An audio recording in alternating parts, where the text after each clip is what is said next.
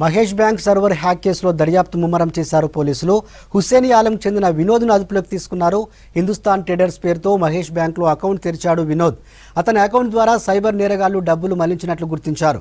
Cyber నేరగాళ్లతో వినోద్కు సంబంధాలు ఉన్నాయా అని ఆరా తీస్తున్నారు పోలీసులు.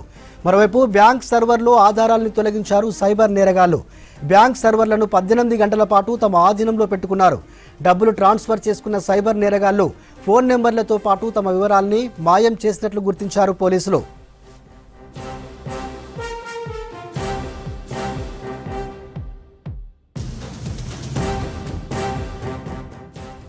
మహేష్ బ్యాంక్ సర్వర్ హ్యాకింగ్ కు సంబంధించి మరింత సమాచారం రవికిరణ్ అందిస్తారు. రవికిరణ్, అప్డేట్స్ ఏంటి? మహేష్ కోఆపరేటివ్ బ్యాంక్ సంబంధించిన హ్యాక్ చేసి అంటే శని ఆదివారం టైంలో ఆ బ్యాంకు సర్వర్ సంబంధించిన హ్యాక్ టోటల్ మెయిన్ సర్వర్నే హ్యాకర్స్ హ్యాక్ చేసిన పరిస్థితి మనకు కనిపిస్తుంది. అయితే హ్యాక్ చేసిన సమయంలో సైబర్ కేటగాళ్ళు సుమారుగా బ్యాంకు సంబంధించిన అమౌంట్ 12 కోట్ల పైగా హ్యాకర్స్ వివిధ బ్యాంకు అకౌంట్లోకి ట్రాన్స్ఫర్ చేసిన పరిస్థితి. తర్వాత ఎమ్మటే గమనించిన బ్యాంకు సిబ్బంది కూడా హైదరాబాద్ సైబర్ క్రైమ్ పోలీసులకు కంప్లైంట్ చేశారు. ప్రస్తుతం హైదరాబాద్ సైబర్ క్రైమ్ పోలీసులు కేసు నమోదు చేసుకొని దర్యాప్తు చేస్తున్నారు. సపరేట్ టీంలను కూడా పెట్టి దర్యాప్తు చేస్తున్న పరిస్థితి కనిపిస్తుంది. అయితే ఇప్పటి వరకు పోలీసుల ఇన్వెస్టిగేషన్లో కొంతవరకు పురోగతి సాధించినట్టుగా మనకు తెలుస్తుంది. అయితే ఇక్కడ ఈ మహేష్ బ్యాంకు సంబంధించిన సర్వర్ హ్యాక్ సంబంధించిన విషయంలో ఇది తెలిసిన వాళ్ళ పని, పక్క ప్లాన్ తోటే ఇది చేసినట్టు కూడా పోలీసులు ఒక నిర్ధారణకు వచ్చారు. ఎందుకంటే బ్యాంకు సంబంధించిన 12 కోట్ల పైగా అమౌంట్ని వివిధ దేశంలోని తర్వాత మన హైదరాబాద్లోని వివిధ బ్యాంకు అకౌంట్లోకి ట్రాన్స్ఫర్ చేశారు. చేసిన తర్వాత కూడా హైదరాబాద్లో మెయిన్గా 3 అకౌంట్లోకి ట్రాన్స్ఫర్ చేసినట్టు తెలుస్తుంది. ఆ 3 అకౌంట్లకు సంబంధించిన వ్యక్తులు నిన్నటి నుంచి పోలీసులు గాలింపు చర్యలు చేపట్టారు. కానీ ఇద్దరు మాత్రం అబ్స్కాండింగ్లో ఉన్నారు. ఒక్కరు మాత్రం వినోద్ అనే ఒక వ్యక్తి, అంటే ఒక ప్రైవేటు ట్రేడర్ కంపెనీ ఎస్టాబ్లిష్ చేసిన తర్వాత అతను మహేష్ బ్యాంక్ సంబంధించి మరికొన్ని బ్యాంకులకు సంబంధించిన అకౌంట్లని రీసెంట్గానే ఓపెన్ చేసినట్టుగా తెలుస్తుంది. ఓపెన్ చేసిన తర్వాత కూడా ఈ హ్యాకర్స్ హ్యాక్ చేసిన అమౌంట్ కూడా హైదరాబాద్లో సస్పెక్ట్ అనుమానాస్పద 3 అకౌంట్లోకి డబ్బు వచ్చిన తర్వాత ఆ వ్యక్తులకు ఈ హ్యాకర్స్కు లింకు ఉంది పక్క అనే సమాచారంతో పోలీసులు ఇన్వెస్టిగేషన్ చేస్తున్నారు. అదే కోణంలో కూడా ఆ 3 అకౌంట్లకు సంబంధించి కూడా ముగ్గురిని ఎంక్వైరీ చేసిన క్రమంలో 3 అబ్స్కాండ్ అయ్యారు. కానీ ఈ రోజు ఎర్లీ మార్నింగ్ టైంలో ఒక్కరిని పికప్ చేసినట్టుగా తెలుస్తుంది.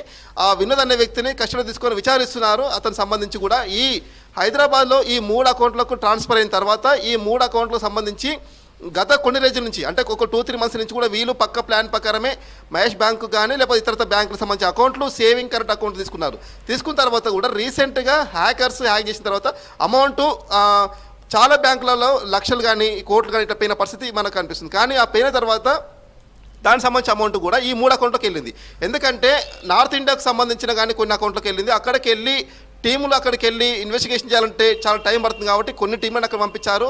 మెయిన్గా హైదరాబాద్లో 3 అకౌంట్ సస్పెక్ట్ ఉన్నాయి కాబట్టి వీళ్ళని ట్రేస్ చేయడానికి ఈజీగా ఉంటుంది కాబట్టి ప్రస్తుతం అయితే ఇద్దరు అబ్స్కాండింగ్ అయ్యారు, ఒక్కరు మాత్రం దొరికారు. ఇక్కడ మెయిన్గా సాకేత్ గమనించాలి, మహేష్ కోఆపరేటివ్ బ్యాంక్ సంబంధించిన సర్వర్ని పక్కా ఇది దాని మీద అవగాహన వ్యక్తులే. అంటే గతంలో మనం చూసుకోవచ్చు Telangana state cooperative apex bank సంబంధించి విషయంలో కూడా పక్క ప్లాన్ ప్రకారమే సర్వర్ని హ్యాక్ చేసి అందులో ఉన్న డబ్బుని వివిధ అకౌంట్లోకి ట్రాన్స్ఫర్ చేశారు. అక్కడ ట్రాన్స్ఫర్ చేసిన తర్వాత అక్కడ ఎవరి పేరు మీద అకౌంట్లో ట్రాన్స్ఫర్ అయిన తర్వాత అక్కడ అకౌంట్ ఓడర్లతో కూడా వీరంతా కుమ్మక్కయ్యి పక్క ప్లాన్ ప్రకారం అక్కడ నుంచి డబ్బులు డ్రా చేయడం, ఇదంతా కూడా 1-2 డేస్లోనే జరిగిపోయే ప్రాసెస్ అనమాట. అయితే ఇది 12 కోట్ల అమౌంట్ కాబట్టి చాలా అకౌంట్లోకి ట్రాన్స్ఫర్ చేశారు. ఎట్ టైంలో ఒకే అకౌంట్కి కోట్లలో అమౌంట్ వెళ్ళదు కాబట్టి 1,00,000, 2, 5 లక్షలు ఇట్లా చాలా చిన్న అమౌంట్ రూపంలో చాలా అకౌంట్లోకి ట్రాన్స్ఫర్ చేశారు. కానీ ఇక్కడ మెయిన్గా గమనించాలి, ఈ కోఆపరేటివ్ బ్యాంకులు ఉపయోగిస్తున్న సాఫ్ట్వేర్ సంబంధించి గతంలో Telangana state cooperative apex bank కావచ్చు, ఇప్పుడు మహేష్ కోఆపరేటివ్ బ్యాంక్ కావచ్చు, ఇవన్నీ కూడా సాఫ్ట్వేర్ సంబంధించి ఒకే సాఫ్ట్వేర్ని ఉపయోగిస్తున్నట్టుగా ఈ హ్యాకర్స్ గుర్తించిన తర్వాత ఈజీగా వీటిని మనం హ్యాక్ చేయొచ్చు, బ్యాంకులో ఉన్న అమౌంట్ని ఈజీగా కొల్లగొట్టడానికి అవకాశం ఉంటుంది అని వీళ్ళు ఒక నిర్ధారించుకున్న తర్వాత కూడా తర్వాత ఈ మెయిన్గా అక్యూజ్డ్ సంబంధించి సాఫ్ట్వేరు ఏ కోఆపరేటివ్ బ్యాంకులు ఎలాంటి సాఫ్ట్వేర్ యూజ్ చేస్తుంది ఆ విషయాలు పక్క సమాచారం సేకరించినారు. దాని తర్వాత దానికి సంబంధించిన ఏదైతే హ్యాక్ చేసే సమయంలో మాల్వేర్ కానీ దాన్ని ఈజీగా ట్రాక్ చేయడానికి దానికి సంబంధించిన సాఫ్ట్వేర్ కూడా వీళ్ళు దిగుమతి చేసుకున్నారు. ఇదంతా పక్క ప్లాన్ ప్రకారమే టార్గెట్ చేసి శని ఆదివారంలో ఎక్కువ బ్యాంకులు బంద్ ఉంటాయి కాబట్టి ఆ టైంలో బ్యాంక్ సిబ్బంది సర్వర్ల మీద వాళ్ళ మానిటరింగ్ చాలా తక్కువ ఉంటుందన్నమాట. ఇది శని ఆదివారాలు ఆ టైం చూసుకొనే ఈ హ్యాకర్స్ కూడా మహేష్ కోఆపరేటివ్ బ్యాంక్ సంబంధించి శని ఆదివారాలు మాత్రమే హ్యాక్ చేసి 12 కోట్ల పైగా కొల్లగొట్టిన పరిస్థితి. అయితే సిసిఎస్ పోలీసులు దీని మీద సీరియస్గా ఇన్వెస్టిగేషన్ చేస్తున్నారు. ప్రస్తుతం అయితే స్పెషల్ టీంలో పెట్టి కూడా ఒక వ్యక్తిని అదుపులో తీసుకున్నారు. కానీ ఈ వినోద్ వ్యక్తిని అదుపులో తీసుకున్న తర్వాత ప్రస్తుతం విచారిస్తున్నారు.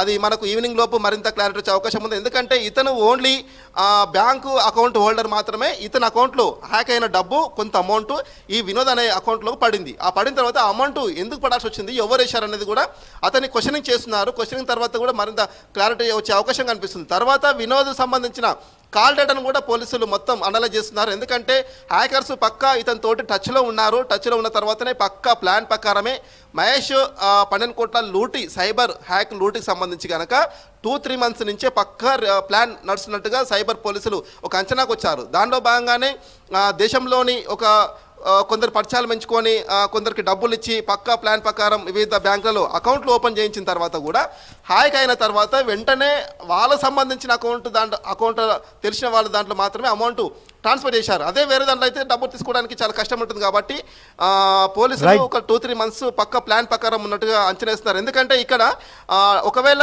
హ్యాక్ చేసిన తర్వాత అమౌంట్ ఎక్కడ వేయాలి, ఎలా తీసుకోవాలనేది కనుక పెద్ద సందిగ్ధమైన క్వశ్చన్. అది అంత ఈజీగా హ్యాక్ చేయగానే ఆ అమౌంట్ తీసుకోవడానికి అవకాశం ఉంటుంది. అంతా కూడా ఏదో ఒక అకౌంట్లకు ట్రాన్స్ఫర్ చేయాలి. చేసిన తర్వాత ఆ అకౌంట్ నుంచి కూడా డబ్బు డ్రా చేయాల్సి ఉంటుంది. అది ఎలా చేయాలి, పక్కా అది వీళ్ళ మనుషులు అయ్యి ఉండాలి, వీళ్ళ తెలిసిన వాళ్ళు అయ్యి ఉండాలి, వీళ్ళు చెప్తే ఇనే వ్యక్తులు అయితేనే అది సాధ్యమవుతుంది. కాబట్టి 2-3 మంత్స్ నుంచి కూడా తెలంగాణతో పాటు హైదరాబాద్తో పాటు కొన్ని ఏపీలో ఇతర రాష్ట్రాల్లో కూడా కొన్ని అకౌంట్లలో బ్యాంకుల్లో సంబంధించి అకౌంట్లో ఓపెన్ చేయడం, వివిధ అకౌంట్లోకి ట్రాన్స్ఫర్ చేయడం, అదంతా కూడా డ్రా చేసే okay right. Thank you Ravikiran.